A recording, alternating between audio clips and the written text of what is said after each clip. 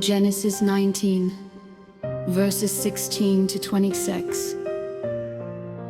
There are lessons we can learn from the story of Lot's wife, emphasizing the spiritual principles involved.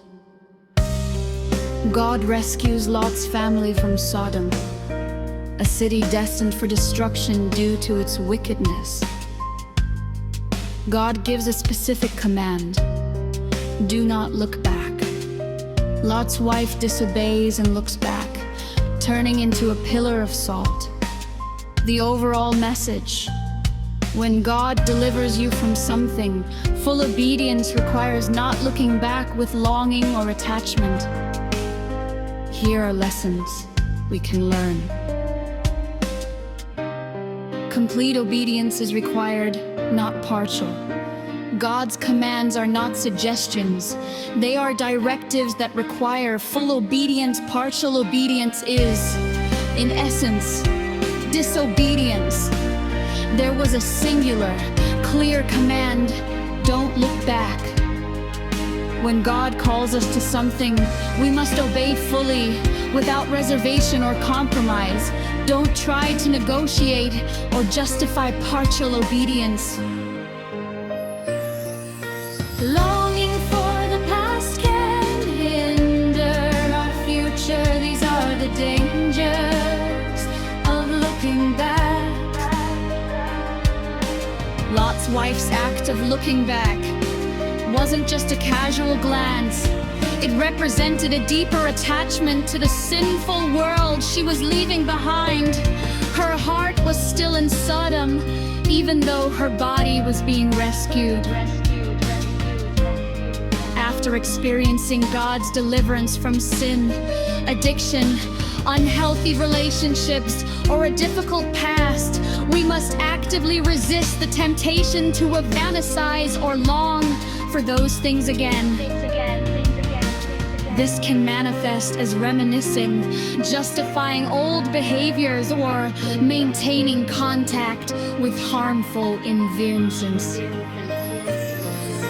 Looking back reveals an unchanged heart. The act of looking back was a symptom of a deeper issue. An unrepentant heart. It showed that Lot's wife hadn't fully embraced the new life. Otherwise,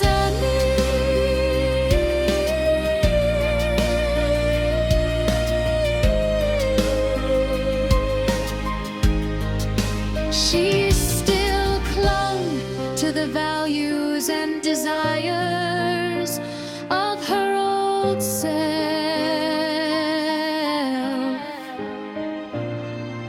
Deliverance is not just about escaping a bad situation. It's about a transformation of the heart. We must allow God to change our desires, our values, and our perspective so that we no longer long for the things He has delivered us from. Attachment to the world can have destructive consequences. Lot's wife's disobedience had dire consequences. She was turned into a pillar of salt. This serves as a stark warning about the danger of clinging to the world and rejecting God's grace. We must be willing to let go of anything that hinders our relationship with God, even if it seems appealing or comforting in the moment. Clinging to worldly pleasures and desires can lead to spiritual stagnation and even destruction. Faith requires moving forward. Faith is not passive.